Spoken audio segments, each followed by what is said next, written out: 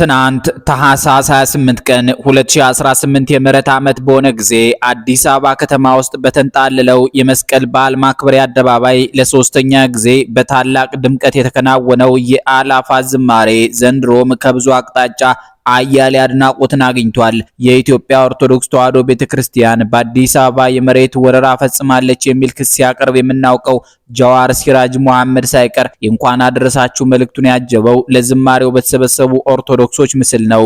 ጃዌ እኒያን እንደ ነጭ ኮከብ በመሃል አዲስ አበባ የተረጩ ውብ የቤተክርስቲያኒቱ ልጆች ሲያይ ምናልባትም ባዳጊነቱ የተማረው የአብነት ትምህርትና አፍቆት አሊያም የሰላሌ ኦሮሞ እናቱ ክርስቲያንነት ትዝ ብሎትም ሊሆን ይችላል። በሙስሊም ስም የሚጠራው ጀዋር ሲራጅ መሐመድ ብቻ ሳይሆን የፕሮቴስታንት እምነት ተከታይዋ የአዲስ አበባ ከተማ ከንቲባ አዳነች አቤቤም የዘንድሮው የአእላፋት ዝማሬ የከተማችንን ውበት አድምቋል ሲሉ አሞካሽተውታል። ባለፈው ዓመት ዘ ታይምስ የተሰኘው ዓለም አቀፍ የብዙሃን መገናኛ ስለ ኢየሱስ ክርስቶስ በጻፈው ሰፊ ሐተታ ላይ እንዲሁ በቦሌ መድኃኔዓለም የተካሄደውን የአእላፋት ዝማሬ ምስል መጠቀሙ የሚታወስ ነው። እሱ ብቻ ሳይሆን በዚያኔው የአእላፋት ዝማሬ ዓለም ተደሟል።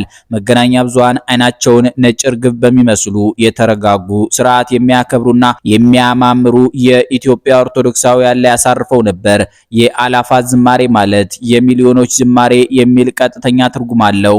እናም እነ ዲያቆን ሄኖክ ኃይሌ የሚያዘጋጁት ይህ አማላይ መድረክ የዓለም መነጋገሪያ ቢሆን አያስደንቅም። ሚሊዮን የቤተክርስቲያኒቱ ልጆች የሚነቃነቁበት አንድ አጋጣሚ ሆኗልና ይበንዲ እንዳለ በኢየሱስ ክርስቶስ የልደት በዓል ዋዜማ ወጣቱ ባልባሌ ቦታ እንዳያሳልፍ ተብሎ የተጀመረው የአእላፋት ዝማሬ በአንዳንድ ውዝግቦች አላጡትም። ውዝግቦቹ የሚመነጩትም በአብዛኛው ቁንጮ ላይ ካሉ የሃይማኖቱ መሪዎች ነው። ዝግጅቱ የሚካሄደው እስከ ታህሳስ 28 ቀን ምሽት በመሆኑ ምዕመናን ለጌታቸው ለመድኃኒታቸው ለኢየሱስ ክርስቶስ ልደት በቤተክርስቲያኒቱ ለሚከናወነው ቅዳሴ እንዳይደርሱ ስልታዊ የሽቦ አጥር ነው የሚሉ ልሂቃን ተነስተዋል። እኒህ የአእላፋት ዝማሬን የሚተቹ የቤተክርስቲያኒቱ ልሂቃን አጥብቀው የተማሩ የተመራመሩ ታላቋን የኦርቶዶክስ ቤተክርስቲያንም ከፍ ባለ ስልጣን ላይ ሆነው የሚመሩ ናቸው። እኒህ ተሟጋቾች ለአእላፋት ዝማሬ ከቤት የወጡ ምዕመናን አምሽተው ወደ ቤት የሚገቡ ከመሆናቸው በተጨማሪ ድካም ስለሚሰማቸው ለክርስቶስ የልደት ቅዳሴ አይገኙም ነው ነገሩ።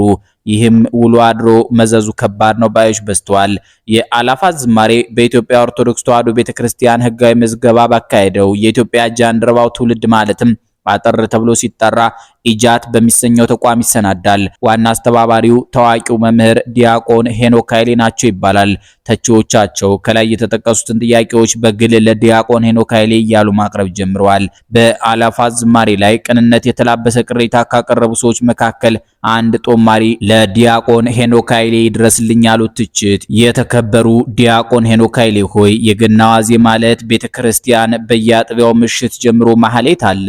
የሊቃውንት ዝማሬ ወረብ ዝማሜና ቅኔ እንደ ጉድ ይጎርፋል። የቅዱስ ላሊበላ ሊቃውንት ዝግጅትም አለ።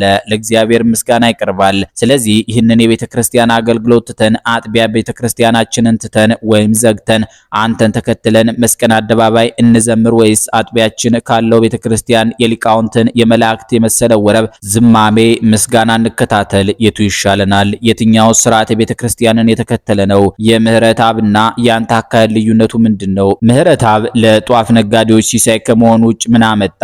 ያንተ አካሄድ ከማህሌቱ የሊቃውንት ዝማሬ ተገንጥለህ ወደ ሌላ ቦታ ምዕመናንን መንጠቅ ወይም ይዘህ መሄድ አግባብ ነው ትላለህ ወይስ አግባብ አይደለም? ማህሌቱ ለማን ነው የተሰራው? ለማን ይተው? ማህሌቱ ላይ ማን ይቁም? ከማህሌቱ ወደ አዳራሽ ለምን እንሮጣለን? ትልልቅ ቤተክርስቲያን ታቦት ቆሞ ከምዕመናን እየተለመነ የሚሰራ እንዲህ ወና እየተውነው ወደ አዳራሽና አደባባይ ለመሄድ ነው። አንተስ ከሊቃውንቱ ከማህሌቱ ተለይተህ የተለየ ቦታ ላይ ሌላ ዝግጅት ማዘጋጀት የጀመርከው በምን አግባብ ነው? ቤተክርስቲያንን ባለም አደባባይ ክብሯን ማሳየት ከሆነ ዓላማ ከገና ዋዜማ ውጭ ቀን ጠፍቶ ነው? 364ቱ ቀን የት ሄዱ? በዓላትን መርጠህ ከሆነስ እነ ጥምቀት፣ መስቀል አይነቶች የአደባባይ በዓላት እያሉ የገና ዋዜማን የማህሌቱን ጊዜ የቅዱስ ላሊበላን ክብር የሚያደበዝዝ የሚሸፍን ዝግጅት ለምን መረጥ? ምዕመናንስ የቅዱስ ላሊበላን የሊቃውንት ዝማሬ በያጥባው ያለውን የሊቃውንት ወረብ ዝማሜ ቅኔ ከታተሉ ወይስ ያንተን አርቲፊሻል ለታይታ ከንቱ ውዳሴ በፕሮፓጋንዳ ብዛት የመጣ የመድረክ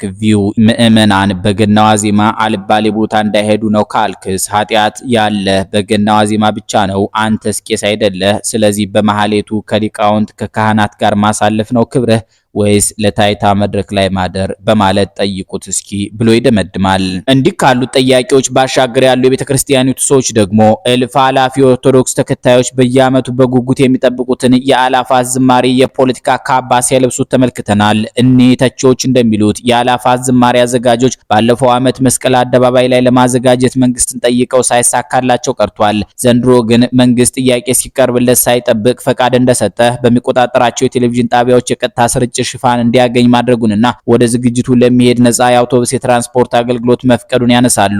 ይህን ማድረጉ አንድም በአርሲና በሌሎች ቦታዎች በኦርቶዶክስ ተከታዮች ላይ የደረሰውን ጥቃት ለመሸፈን ነው ሲሉ ነገር ያድራሉ። ዝግጅቱ ለመንግስት ከዚህም የዘለለ ከፍተኛ ፋይዳ እንዳለው የሚገልጹም አልጠፉ። የአላፋት ዝማሬ በአፍሪካው ቀንድ እንደ ኢሳያስ አፈወርቂ ያሉ የኢትዮጵያና የኦርቶዶክስ ቤተክርስቲያን ጠላቶች ሳይቀሩ ከጀርባ የሚዘውሩት መድረክ ነው የሚል መከራከሪያ ያነሱ ልሂቅም አጋጥመውናል። እኒህ ልሂቅ እንደሚሉ ከሆነ ኢሳያስ አፈወርቂ ኢትዮጵያን ላለፉት 50 ዓመታት ታግለው ሊያጠፏት አሊያም ሊበታትኗት አልቻሉም። የኢሱም ሆነ የሌሎች ዓለም አቀፍ የኢትዮጵያ ጠላቶች ራስ ምታት ደግሞ ኢትዮጵያን እንደ ክር ሰብስባ በመስፋት በአንድነት በማቆም ያዘለቀቻት ኦርቶዶክሳዊት ቤተክርስቲያን ናት ይባላል። እናም ይህችን ብሉይና ቀደምት ተቋም ከስሯ ለመንቀል ምዕመኗን ከላሊበላ ይልቅ መስቀል አደባባይን ቤዛ ኩሉ ለዓለም ከተሰኘው የቀሳውስት ዝማሬ ይልቅ የአላፋት ዝማሬን በማስናፈቅ የመቀማት ሴራ አለ ይባላል። ለዚህም እንዲያመች ኢሳያስ አፈወርቂ አብርሃ ከወላጆቹ መካከል እናቱ አሊያም አባቱ ኤርትራዊ የሆኑትን ዲያቆን ሄኖክ ኃይሌን መርጧል ይላሉ ተንታኞች። ከአላፋት ዝማሬ ጀርባ በሰሜን ኢትዮጵያ ጦርነት ሰበብ ሲኖዶስ ከኢትዮጵያ ኦርቶዶክስ ተዋሕዶ ቤተክርስቲያን ተነጥሎ እንዲቋቋም ያደረጉት ህወሓቶችና መሪያቸው ደብረጽዮን ገብረ ሚካኤል ሳይቀሩ እንዳሉ የሚጠረጥሩ አካላት አጋጥመውናል። ከኢትዮጵያ ኦርቶዶክስ ተዋሕዶ ቤተክርስቲያን ጋር ከ1500 ዓመታት የሚበልጥ ፉክክር ያለባት የቫቲካኗ ካቶሊካዊት ቤተክርስቲያንም ከአላፋት ዝማሬ ጀርባ ሆና ለራሷ ቄሶች የምትሰብከውን ጃንደረባነት ወይም ስልብነት ወደ ኢትዮጵያ ለማስገባት እየጣረች ነው ባዮችም አሉ። ነገሩ ውስብስብ ነው። የሆነ ሁሉ ሆኖ ግን የዘንድሮው የአላፋት ዝማሬ በብዙዎች የተወደደ ሆኖ አልፏል። እንደ ጥምቀት ባሉ የኢትዮጵያ ኦርቶዶክስ ቤተክርስቲያን ማራኪ መድረኮች ላይ እንደሚባለው በወት ግባ በወት ያገሬ ታቦት ለማለት የሚያስችል ታቦትም ሆነ ህንጻ ቤተክርስቲያን ባይታይም የክርስቶስ ማደሪያ የሚባሉት ምዕመናን ግን አምረው ተውበው አብበው በመስቀል አደባባይ ኢትዮጵያን ገልጸዋል። እኛም በማህበራዊ ትስስር ገጾች እንደታዘብነው ሶስተኛው የአላፋት ዝማሬ መድረክ ላይ ከኢትዮጵያ ኦርቶዶክስ ተዋሕዶ ቤተክርስቲያን ውጭ ያሉ የእምነት ተከታዮች ሳይቀሩ አድናቆታቸውን የገለጹበት ነበር።